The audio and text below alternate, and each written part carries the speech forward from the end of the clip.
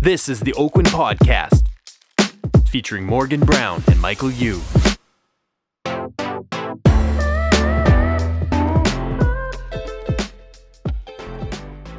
Hello, welcome to the Oakwyn Podcast. I'm your host, Morgan Brown. I'm Michael Yu, and we have a very special guest with us today.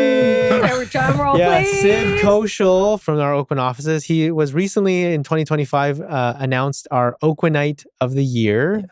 Congratulations. Congratulations. An amazing team leader of the Sid and Jackie real estate team, and a really great member of our community, who's an active member of the Dr. Peter Center, Ballet BC, and also community.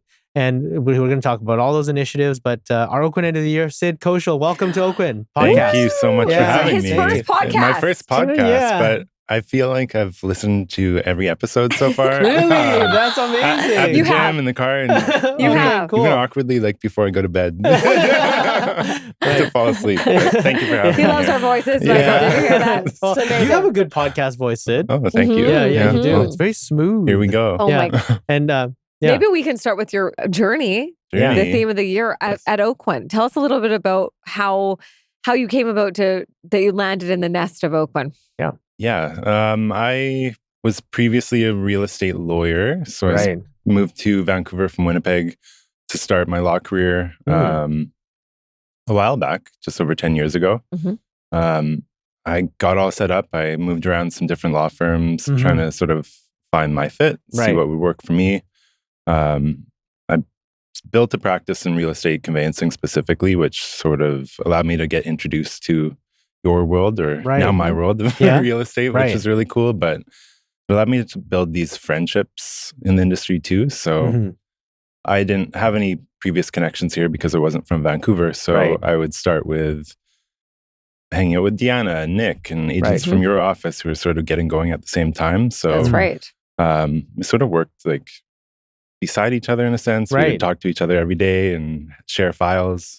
I did deals for you guys. Right. Yes, you did. And then I was like, hey, they're having a lot more fun on the other side. Like, I think I could do that. I want to do that. So eventually I suggested to my mom that she go into real estate. Oh, okay. That was the first step. Yeah, that was the So first you step. were the inspiration for Jacqueline. And I knew she would be incredible at it. Right. But selfishly, I knew that maybe if she got started, I could follow her later on. And, it all came together. But eventually her career picked up. She felt that she needed support, and I could see that she needed that support. And the opportunity just presented itself, and I said, why not make the jump? So when you started in real estate, you started on a team, right? With Jackie. We actually started separately. I That's wanted to, I wanted to give it a year just to go out on my own and sort of build my own name recognition. Not seem like I was just coming under her wing. And I wanted to prove something to myself too. So we did, of course, co-list a lot, and we worked in sync, but it was nice to sort of go out there, do my own marketing, and sort of see where it would take me. I remember you coming in and you really wanted to dip your toes in yourself, which was so nice to see. And I think every realtor out there, every agent out there wants to kind of feel what that first couple steps are, which is important. But you guys do totally different things. In my mind, I think you guys as a father, as a mother-son team, the best mother-son team. You guys do such different things on the team, which I think complement each other beautifully, right? Yeah. Tell us about how it is working with your mother, which is a big part of it. It's the best. It's the best. Yeah.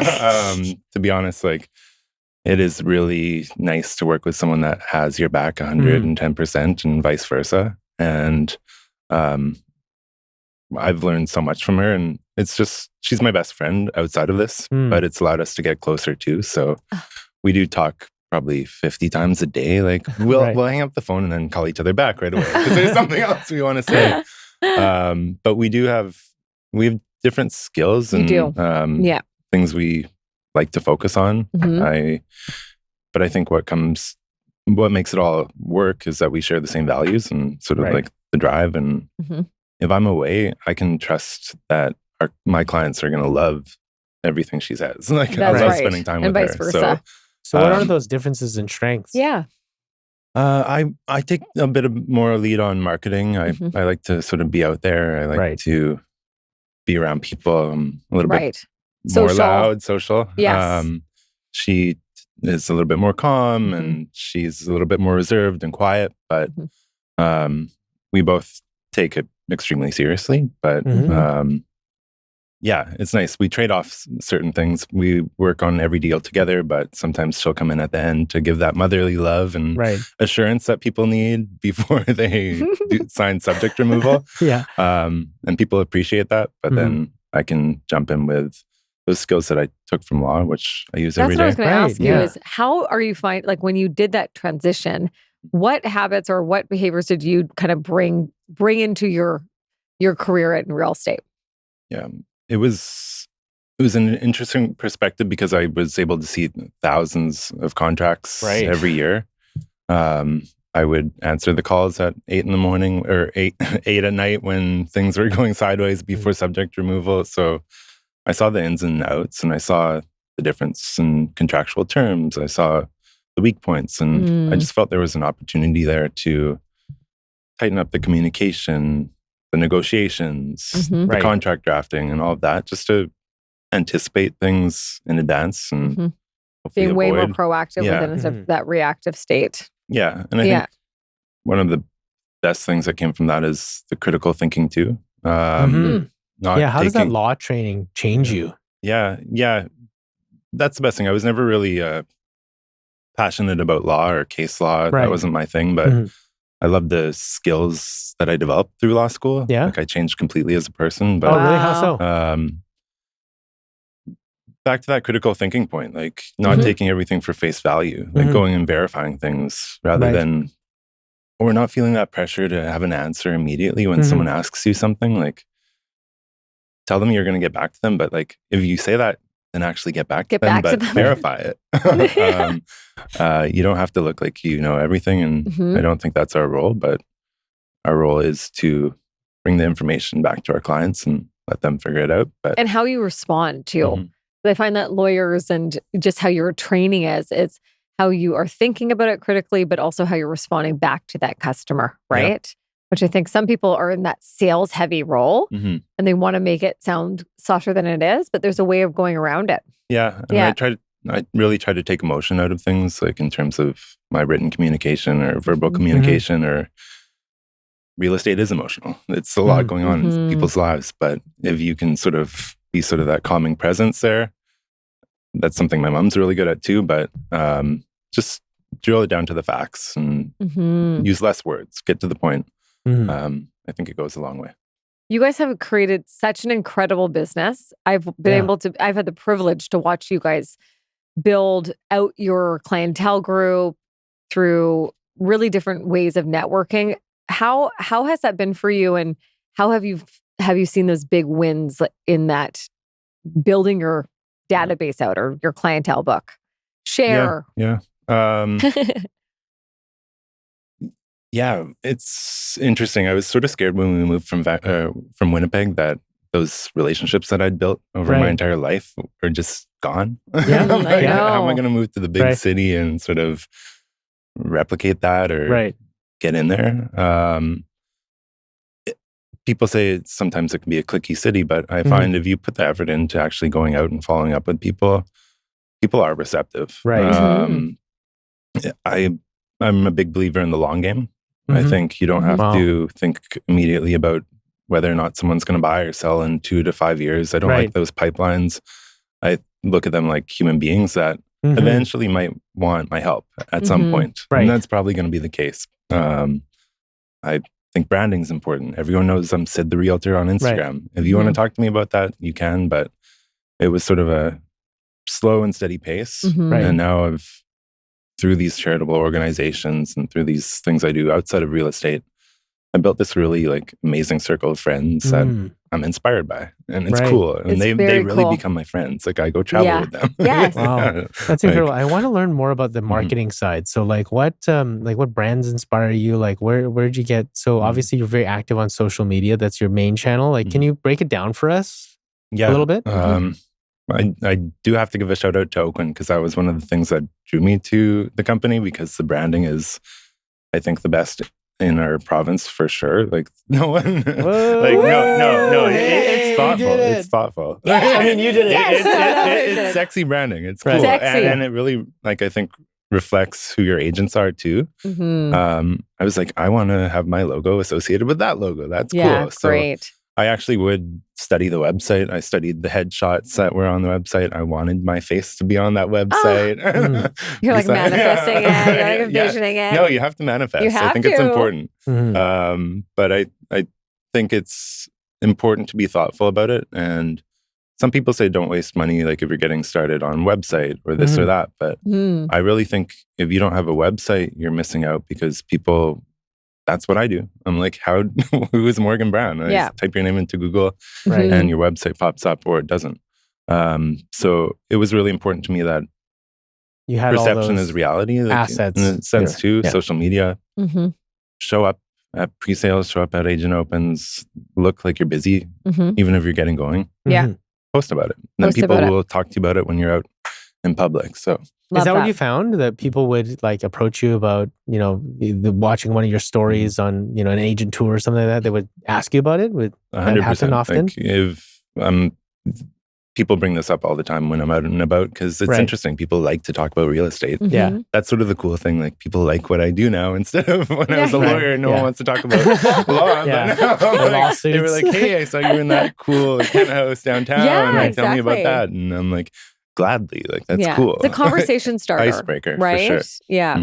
You've done something really special that I don't think many agents have been able to perfect yet, which is like bringing your own authenticity to it. Has there ever been, I think a lot of people are afraid, and I want to make this as a point of inspiration, hopefully, that they cannot be their true self on Instagram. And you've, I think, perfected that. Does that ever go through your mind, or are you always ever worried about what you're putting out, just so that perspective is? I don't think so, because I think it's a pretty intimate business, and I don't need 1,000 clients. I need 50 a year or so to love me and sort of want to spend time with me. That's right. So we've found that putting out our values, especially about these organizations that are making an impact, sort of attract people who share those values and sort of like are like-minded. We're not in the business of cold calling or door knocking or anything like that, just because the authenticity is really important to us. And I want to spend my time with people I like too. That's a huge part of it. Yeah. And that's a great great note for everyone, is you don't have to work with everybody. Yeah. You got to work with people that really just admire what you're standing for as integrity. Yeah. So Sid, what shaped your, philanthropic, aspirations and like that whole side of you? Like what shaped that? I think I definitely got it from my mom and my grandma. Okay. When I was young, like your grandma. Yeah, my grandma for sure. Okay. What was she like? She's my favorite person. Unfortunately, she's not here anymore, but she did see me sign the papers with my mom when my mom started out in real estate, and I think she knew where this was all going, which is really cool. I just got goosebumps. I just got goosebumps. But she was the type that would like really go without if she could give something to someone else. Like she would gladly give anything she had if there was an animal in need or a person in need. And she really didn't have much at all. But that was really cool to see someone like just with such a big heart. So it stuck with me. And then it started small. Like when I was a kid in, I think Halloween, like we had these UNICEF boxes where you fill them up with pennies. Right. I was out like building campaigns and my mom's working like, and then I had like 15 boxes of pennies and like, it was cool. Yeah. That's how it started. And then fast forward to today, it's bigger numbers, but it's still sort of the same process. Yeah, it's such a beautiful thing. I mean, it feels like it's not just like initiative that you've taken. It's like you're really getting involved in the community side. And maybe you can share a little bit about which committee you started working with first in Vancouver, and how it's evolved over the years. Yeah, one thing we started a few years ago during COVID was a Circle of Hope with the Rainbow Refugee. That's right. That was an initiative we did on our own with a group of 8 friends, and it was really cool to see what the outcome was. So you commit to supporting a newcomer to Canada who's sort of fleeing a situation based on persecution, based on who they love or etc. So we committed to raising $35,000, and then we also take initiative to find them a place to live, help them find their first job, get them set up in the new city, and just make sure they sort of aren't feeling alone. Right. It's quite the journey, but it was super rewarding. And now the person that we did end up bringing here is really one of my best friends. I'm going to see him on Saturday. And fantastic. He's at all of our little friends' givings at my mom's place. So really family. That was sort of like the big one we started with. And then from there... It created a personal experience, right? Yeah. And you could see like you could actually have an impact on someone's life when sometimes it feels like the world's so overwhelming or there's nothing you can do. Like a lot of the news we consume, we can't do much about that, even though we want to, but you can make a pretty big impact on one person's life. And that's a cool way to start. So can you share the story? Like, so who is this individual and what was their story? We connected with him through my best friend who also came to Canada as a refugee. I'm blessed that a lot of my friends happen to have followed that same path. And it's been really beautiful to see their perspective and how you can go through such tough things in life, but still be the most beautiful people and most like welcoming and gracious people in the world. So she connected us with him. We connected with the Rainbow Refugee. They have a system in place, and we couldn't really do public fundraisers or anything. So we just had to reach out to our networks, and Oakwyn stepped up. Like, if you look back at the list of donors, these are Oakwyn agents that donated. Right. Like all of you did, Arlene did. Right. So that meant a lot to me. But that was sort of the stepping stone. And then from there, I connected with Gary from our office. And that's when he invited me to join this Pride kickoff committee for the Dr. Peter Center. Wow, the Dr. Peter Center. And it was funny when we were, not funny, but when we were, every year let's go to the theme of the Oakwynite year. Every year we pick an Oakwynite that has shown incredible impact in a community. And Sid was, I mean, I get a little choked up when I talk about this. The videos that you're seeing that are coming out on Instagram, I think, everyone in that room has so much respect for what you're doing out in the community. And the Oakwynite Award is one of the only chosen awards. It is the only chosen award based off of what your connection to is with the community, and also how you're amplifying all of our core values, which you did in a beautiful way. And Sid was our 2025. Yeah, Oakwynite of the year. So, Sid has best exemplified what it means to be an Oakwynite agent, leading by example, putting people first, all of our core values that we hold near and dear to us as a company. And, so Sid is one of our leaders at our company to be able to be one of our, that's kind of our signature award for the company, because it's not about performance monetarily, but it's about, setting an example of someone that we would want to emulate and are proud to be associated with at Oakwyn. So, I'm really more curious about, so this philanthropic journey that you've had, because it's so unique, and it's things that you're really passionate about and that you care about, obviously. So, the Dr. Peter Center. What is the Dr. Peter Center? I just want to jump in quick and respond to the thing about Oakwynite of the year, because I want to say thank you both. That was really a super special morning for me, and I'm still thinking about it every day, and I'm sure I still will. But the coolest thing was you had a few messages up on that screen. it ended with my mom saying, "I'm so proud of you." And then from that moment, I started bawling my eyes out. And I was like, how am I going to go up on stage in front of hundreds of people? And then, but the coolest thing was that when I got on stage, all of you were on stage and you all had tears in your eyes too. Like that meant a lot to me and I really felt the love. So I'm super proud of this. I know Oakwyn's filled with incredible agents that do inspire me. So just want to say thank you. We are so thankful for you. To work with you, Sid. We're so thankful. It's hard. It's one thing to like sell real estate and to be in like a brokerage or a company.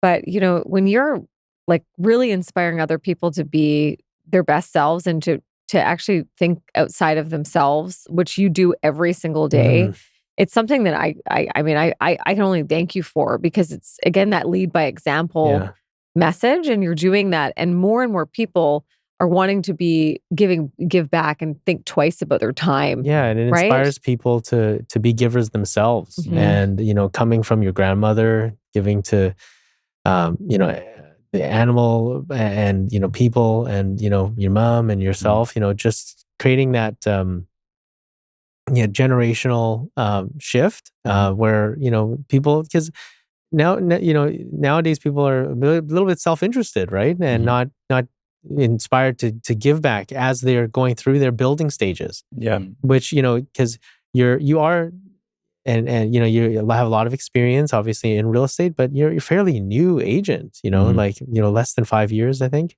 Yes. Yeah. So Whoa. but all in that time you've had incredible successes, a lot of wins from a business perspective, but equally, and if not more importantly, have contributed to our community as much as you've so that's like having that one hand washes another. This type of scenario is like inspiring to me, very, very inspiring to me. So like, we're excited I'm excited to learn more about, where that comes from, where the seed of that comes from. Yeah. And I think they go hand in hand. Like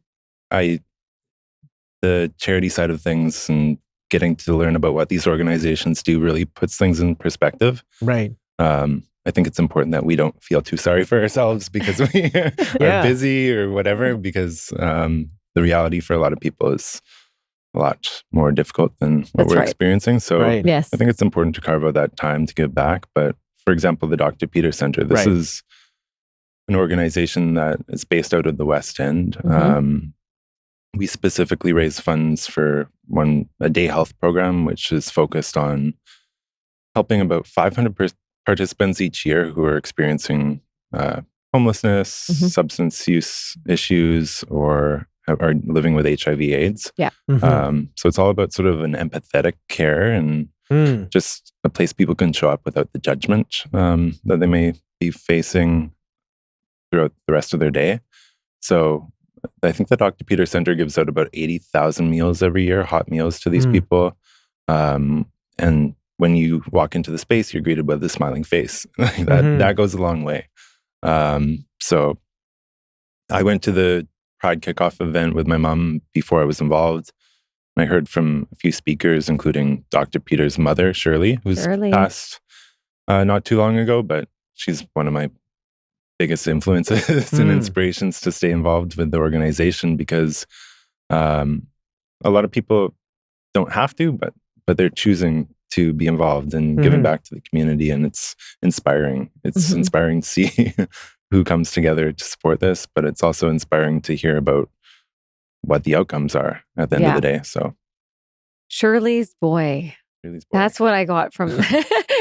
Well, I mean, I've been so lucky to go to some of those events and take part of them, and I think there's just something about not just the community, but like there's really a movement there in the Dr. Peter Center. Like they really have a movement towards doing more. It's not like stopping at one place, right? They really want to impact as many people as humanly possible.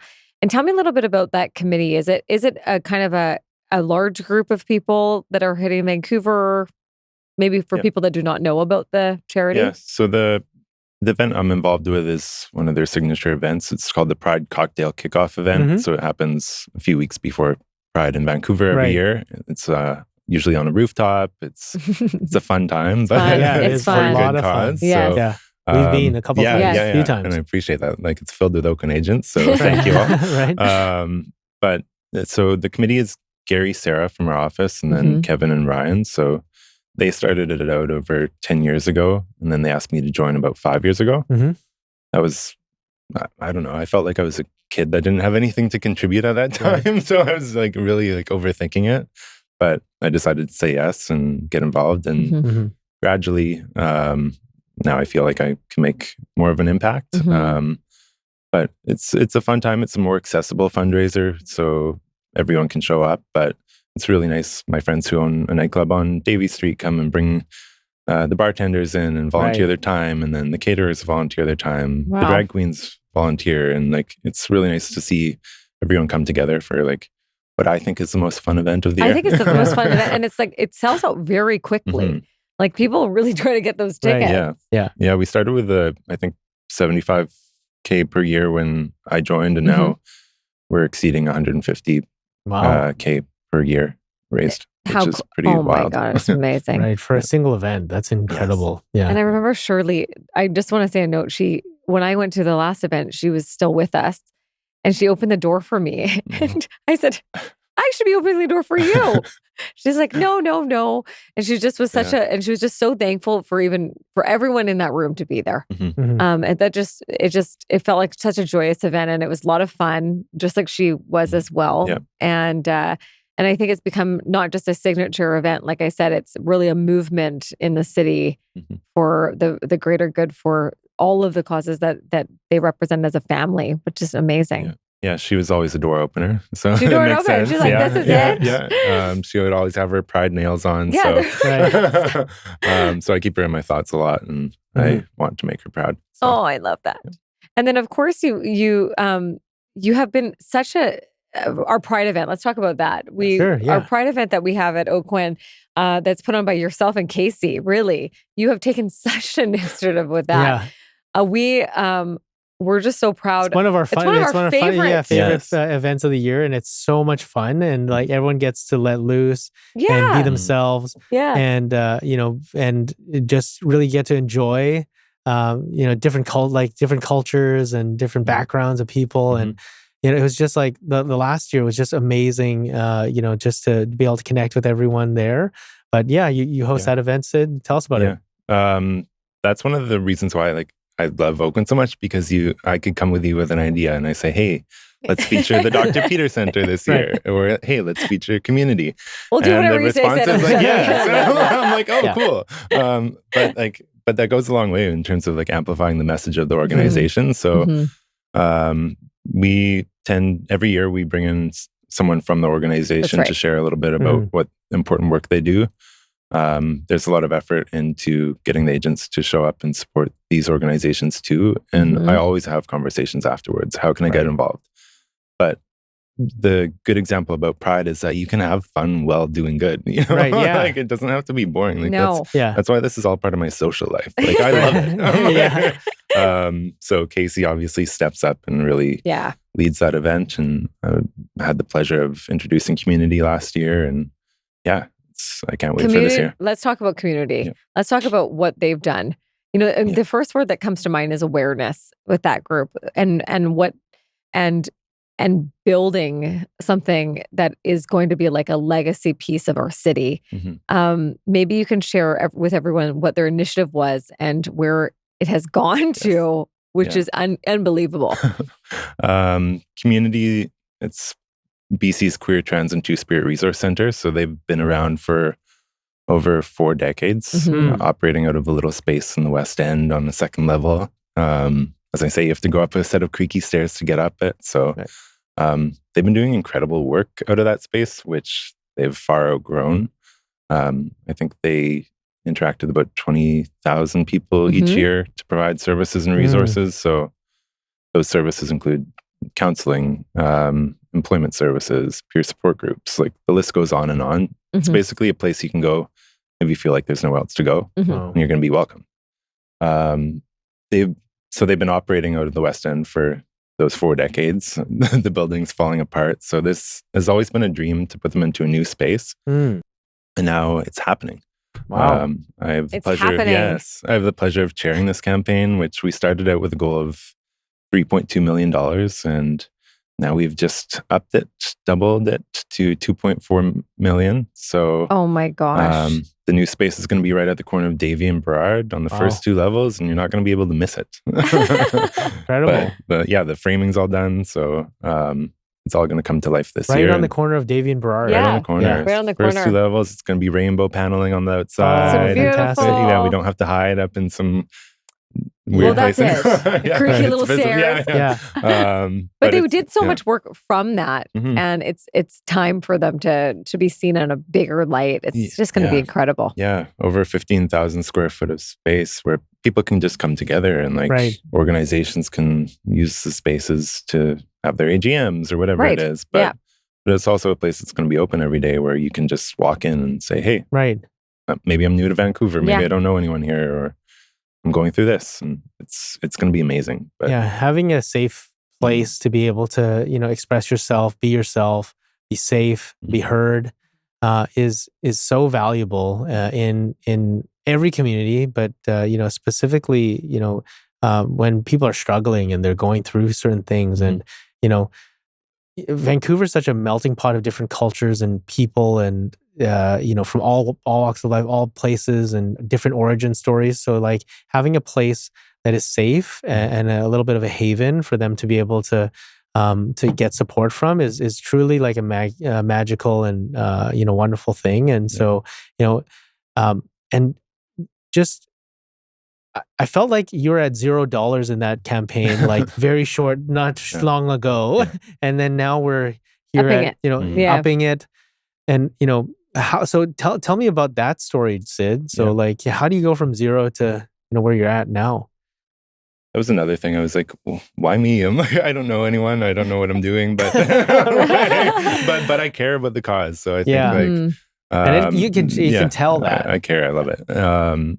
Because I just want to say, we talk about pride a lot, and the image you get when you think about pride is rainbows and glitters and fun and dancing. Mm-hmm. That's one weekend of the year, and that's not right. the reality for most people. Right. So community's there for them all those other days when there's nowhere else to go and you sort of feel alone. So that's why I am passionate about this cause, because I don't want people to feel that way, that they are by themselves. But when we launched the campaign, we were able to put together a cabinet, sort of like a committee of amazing people from the community. Aleem's on it. Hazel's on it, one of our performers from Pride. So it's a really diverse group of people, but everyone has their connection to the cause. So we were able to go out, and the goal is like any contribution matters. That's right. Like we've had some major donations come in, which obviously have allowed us to expand the scope of the project, but anything goes a long way. Right. And we do have a dollar matching campaign right now, so the impact will be doubled, but I don't want anyone to shy away from it because maybe they feel they don't have that many zeros on the This check. is a huge part of it. It's what's meaningful for what's you. meaningful, right? Exactly. Yeah. So I'm excited to see where it goes, but we have one more year to raise the funds, so we do have to kick it into high gear. Hear that, guys? Hear that, guys? So- Community. Yeah. Shout out, give me a shout if you want to support it. I think that's a really big part of why, just in general, when people think that they want to get behind a cause, they don't. You keep on saying this, like, why me? I think a lot of people are afraid because they're like, what am I going to commit? Like, I don't want to go around asking people for money, and I just want you to kind of squash that note for people, and how they can get behind it in their own causes that they believe in. Right? What do you think? How can, what's the mindset switch, I guess? I feel like you don't have to rush it, and start small. That can be as small as just buying someone a coffee that you see in a coffee shop, or smiling at someone in the elevator, like really small gestures. But then keep an eye out for things that sort of tug on your heartstrings. Like, don't rush it. Don't show up in events that you don't have a connection with, because you won't enjoy it that much. When you wait and you think, oh, that's something I want to try to make a difference in, or like that's a cause that I want to support, or I feel like there's a gap there that I want to help fill. Like, if you wait for something to feel authentic and something you're going to be passionate about, it's going to be a lot easier. But I'd say just start small, maybe show up at an event. Every organization out there wants to hear from people. There are not enough volunteers. There are not enough people buying tickets to these fundraisers. And you're going to enjoy it. Don't go there like it's like a business networking opportunity. Please don't. Go there Sorry. like and it will be like you're allowed to benefit from good you do, but if you just go there and like have a few conversations with people, you're going to be a lot more comfortable there. You're going to make friends, and you're going to see them at the next ones too. So it does get easier. There's going to be like a natural alignment, which I think is really key to it all, with relationship, friendships, but also just on the charity front. But I love that. Start small, guys. Yeah, start small. But try to do something, because if we all keep our heads down and just focus on ourselves, eventually, if you were going through something tough, you would want someone to be there for you. Right. So why not be that person in advance for other people and put out good karma to the world? So. I love the karma. Right. And that's not where it stops with the with the the philanthropic work. So you're also with Ballet BC. So why is Ballet BC important to you, Sid? Ballet BC is important to me. I'm an ambassador. I'm a co-chair of their ambassador group, which I think sort of... Did you do ballet? No. I have an artistic side. I like to sort of disconnect from things and just sort of sit in there. So I went to a performance. My friend was on the board before. Sure. I went to the first performance with my mom, and I was blown away because I thought it was like tutus and point shoes, but then I realized this is like incredible contemporary dancing, and it's not just about dance, it's about the set design, the lighting, the vibe. Right. But most importantly, like when I look at the stage, I see the diversity that sort of reflects the audience, and I thought that was so cool. And I wanted to share that with my friends, because I think if you go to one performance, you're probably going to go to many after. Right. Like I bought a subscription right away, and it's like something I really look forward to. I think people have a tendency to say no fun city or say there's not much going on. And I think it's important to sort of push back against that, because there's no shortage of like creative people and events. But the problem is, if we don't show up and support those events, they're going to go away, because it's a lot of money. It's a lot of cost. Yeah. And, lots of effort. So I wanted, this ambassador role is great for me, because I just want to share something I think is like the coolest thing about Vancouver with my friends and my networks. It is the coolest thing. So it's just an interesting thing. So we're actually going to go there with a group of agents from Oakwyn fantastic. In 2 weeks for the upcoming performance. So I'm excited to introduce it to Oakwyn Portfolio. It's going to be great. Right. Yeah. like ballet, I've watched a couple of performances, not just my daughter's ballet class. Frozen. But there's something about like beauty, beauty in this world and art, and an expression of art, an expression of like human beauty. Almost, it's just like it's a bit esoteric, but it's kind of like I think ballet is such a pinnacle of human movement, story, strength, mobility. Grace, balance. So there's so much that actually like intrinsically can teach someone. And, whether or not like, I could never be a ballerina. You could. No, these feet. Next year, the sales kickoff. You can start. Exactly.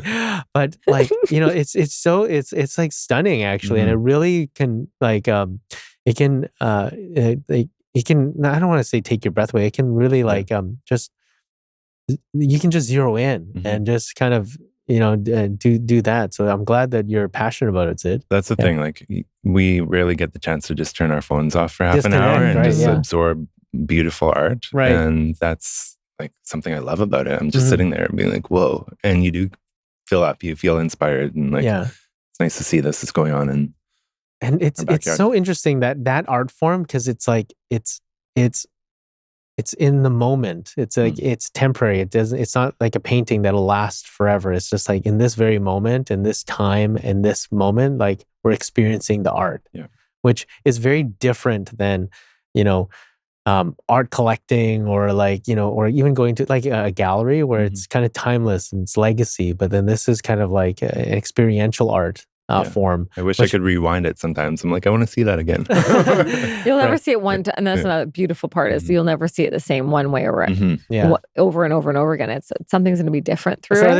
Are there still tickets available to that event? There are. Yeah. And they have a range. Like you can splurge on tickets if you want to, but they have a lot of accessible tickets too, which I think people don't know. So about $30, you can go to the ballet and spend 3 hours there. They have the intermissions in Queen Elizabeth Theater, which is a cool vibe too. Like it's nice to people watch. So it's a cool date night. It's a cool night out. So I recommend it. So how can we support Ballet BC? Show up at the performances. So just really. Google Ballet BC. Ballet BC. Reach out to me and I'll give you a discount code on tickets if you want. Very nice. With the hookups. Yeah, but they do 3 performances each year. They've added some matinees and some extended performances, but they also go on tour across the world, and they're sold out always. I was going to say, when they're touring across the world, they're sold out. Yeah, so it's very legacy. We need to realize how lucky we are to have them right here. So, I was out for lunch for the other day, and someone was like, "Well, the Toronto Ballet is better than the." I'm like, "Well, I don't think so. I actually beg to differ."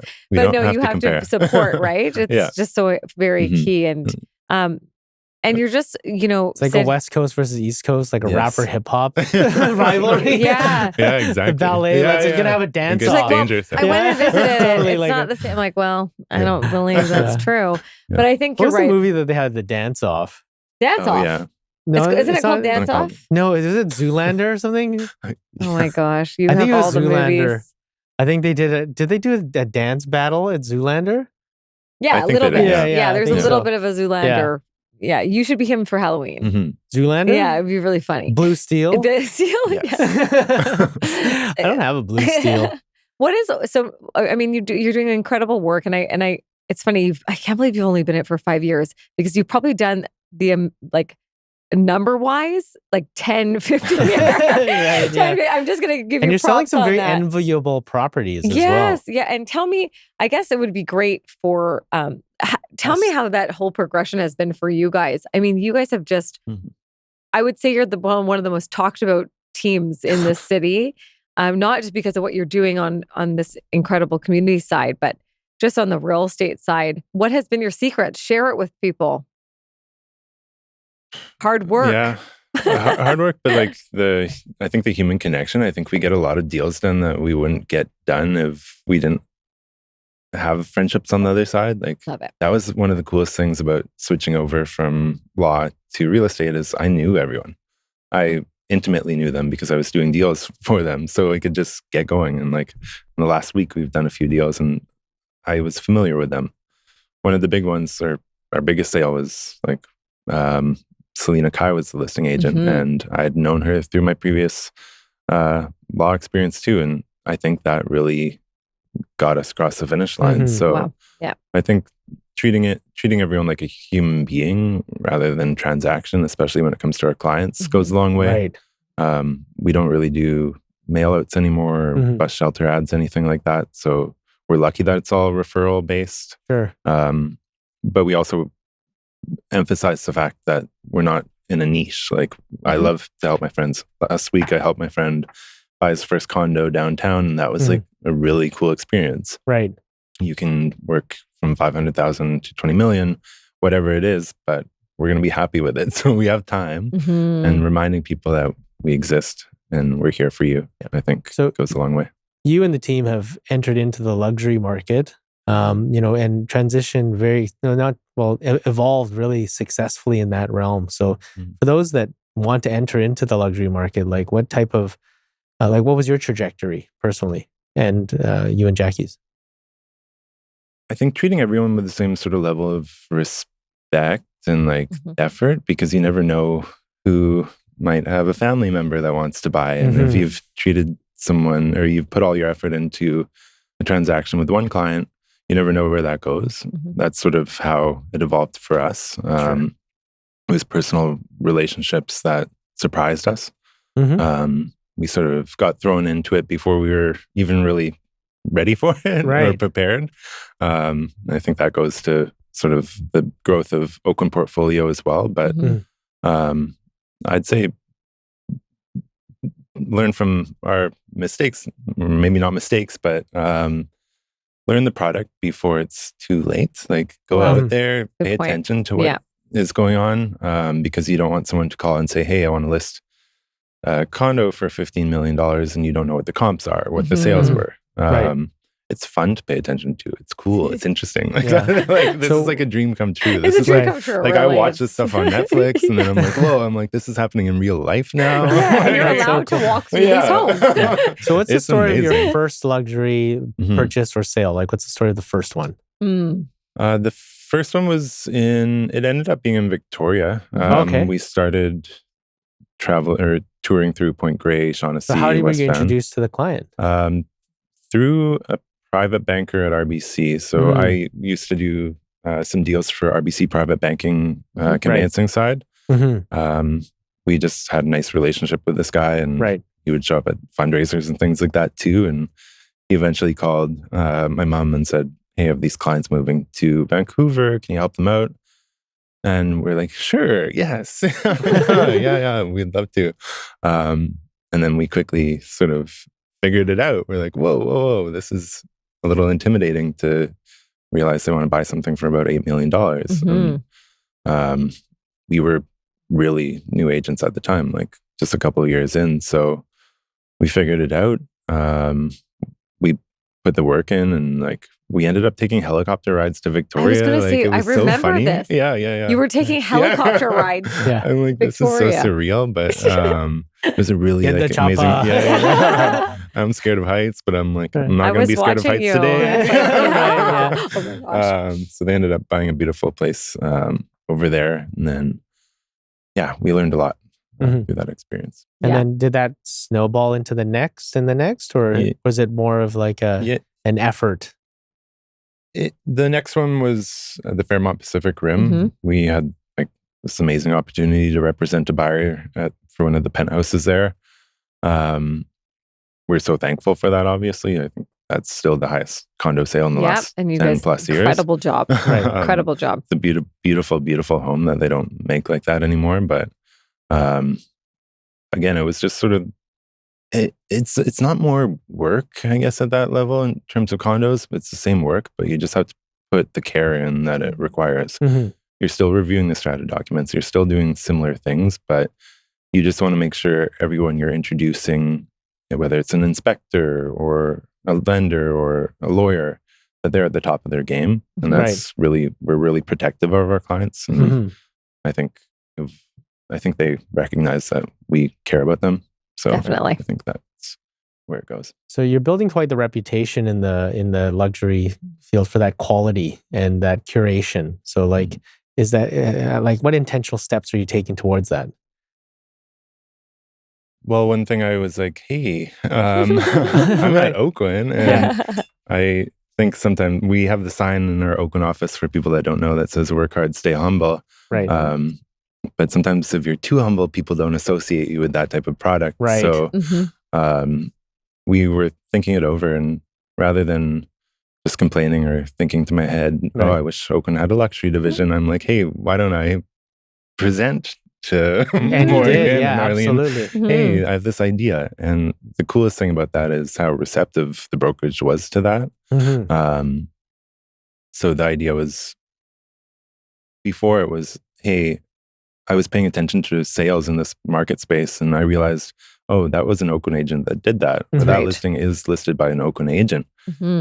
But I didn't know that before, I think because we are so humble, but I think it's important to sort of celebrate each other's successes and big wins. Yeah, the big wins. Big wins. Yeah, They're signature huge. properties. Yeah. And I think the goal of portfolio, one of the goals is to be there for each other. If you do get that call from a client that says, hey, I want to buy something like that, and you're like, what do I do next? Just to know there's like a network of agents within the brokerage that you can actually reach out to and have pretty honest conversations with. Yeah.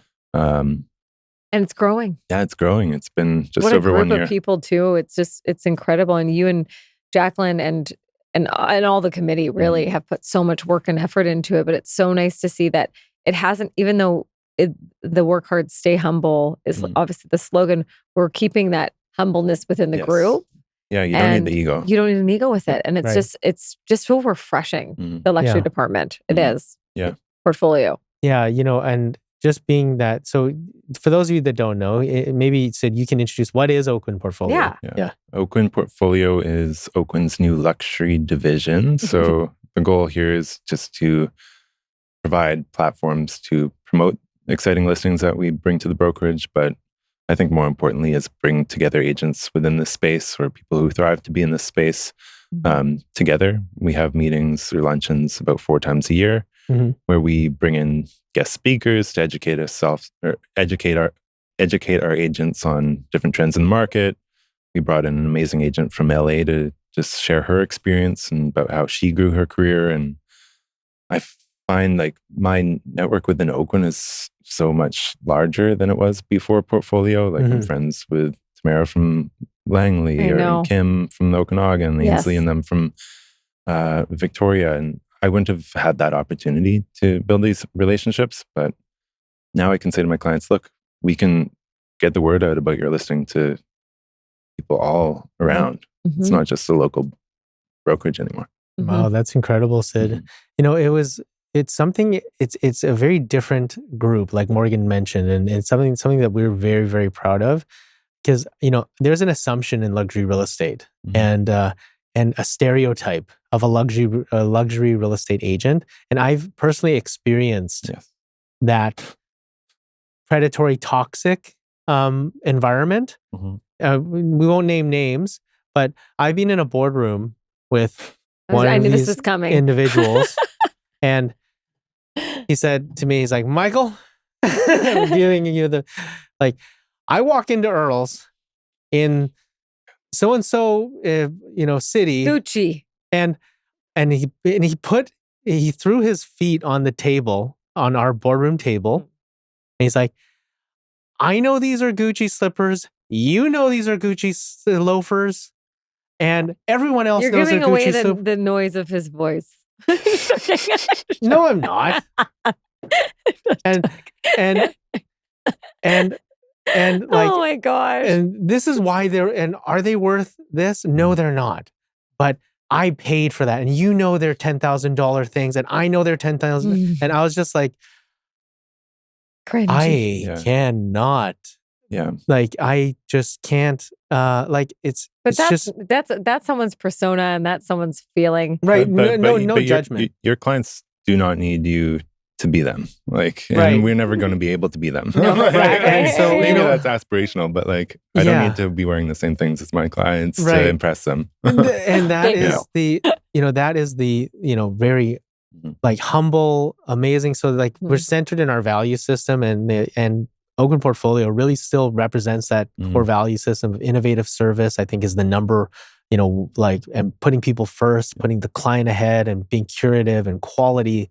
And all the great values are still there, but but more of a curated experience, and more of a group that is really coming together and gelling quite well together. And there wouldn't be an Oakwyn Portfolio without Sid, just because of his tenacity, his creativity, his proactive approach to being able to give us really positive feedback, so that we can make the appropriate changes and set up our platform to be able to support your specific needs. And it's a total and complete win-win for us to be working with Sid, and hopefully for Sid to be working with us as well, because we adore him. 100%. Yeah. And I think time flies when we have fun. But I want to ask you some, do you have any questions? I'm listening. You have a question. I have some. I've been playing around with things here, so I have some rapid fire questions. He has a computer, guys. I have a computer. This is a big step in my life. You got a new Apple Air, and this guy thinks he's ChatGPT. I Too have much. You know what I like. So I'm embracing Technology. Embracing technology. He's embracing it, guys. You hear that? So I bought a MacBook Air so that I could bring it around with me. It's a big deal. It's a big deal. Because I still have my notebook. And everything like that. So I still write in my journal. I still note. But then the notebook's like, oh, I'm sorry. How do you know what it's saying? Okay, but these are some rapid fire questions for Sid, and so just things top of mind. Can be a sentence, can be a mini story, can be a word. So, best advice you've ever received? Say yes. Yeah, Aleem said that on one of your podcasts, and I think that has really changed where I am at right now by saying yes. Oh, say yes. Yes. That is good advice. Okay, worst advice you've ever received? Oof. Don't give up your law practice because you work so hard for it. So prestigious. You're gonna regret that. Oh, hey. I didn't regret it. That's right. Mic drop. Okay, a book that changed your thinking. Or a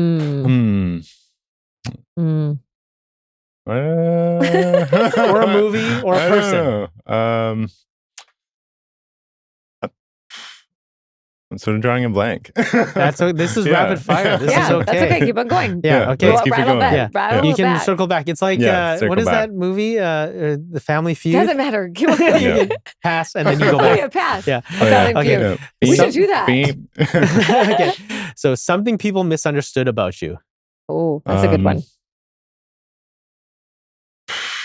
I think when I started law school, I was pretty young. I went into it before any previous life experience. So I was the youngest in my class. I have a few tattoos. I look a type of way. And I think people sometimes can judge a book by its cover. But then when the grades came out, I'm like, look who's on top. Look who's on top. Get on top. Let's go. Okay. So one prediction about the future of business or real estate. Prediction. I think if you keep it personal, I think you'll do well. I think we're leaning a bit too much into AI where it can take out the personal connections. Like I write all my emails. Like I want every word that comes out from the Sid and Jacqueline real estate group to be our thoughts. And I think we want to build a business that maintains that ability to stay personal with our clients. So don't forget, people are human beings, not robots. Yeah. And then, Do you want to answer that past question or do you want to leave it at that? I'll leave it at that. Yeah, that's a great. Okay, thank you, Sid, for being a part of. Goodness, this is great. Thank you, Sid, for being a part of Oakwyn. I'm in awe. Thank you for being a part of the Oakwyn podcast. We love and adore you, Sid, and I'm just thankful to have you as a friend. Yeah. And I'm thankful that we get to work side by side with you and your family every single day. Just getting started. You're just getting started. But you represent us and our community, our company so well. And from my family to yours, just a huge thank you for being with Oakwyn and being a part of our community and our company and our journey. Well, so thank you for having us. Thank you, Sid. And Sid is one of the most lovely people. So if you're interested in learning more about Sid, go to @Sid the Realtor. Yeah. Sid the Realtor on Instagram. Or, just type in Sid and Jackie on Google. You'll find their website and you can connect with Sid anytime. He's so lovely. I've personally seen him connect and interact with our agents on a personal and professional level. So, I'm sure he won't mind you guys doing that if you're interested. But if you love this podcast and you want to hear more from Sid, type into the message box. So rate us 5 out of 5 on the podcast platform you're listening to it on, and type in, we want to hear more Sid. And in the review section there. Episode 2. I'd be happy to come back anytime. Let's go. Yeah, absolutely. And if you want to learn more about Oakwyn, you're an agent out there that's not with Oakwyn, go to oakwyn.com/join. Type in the message box, Journey 2026, and you'll receive a free piece of mystery swag when you meet one of our managers. Okay, until next time. Thanks. Yay.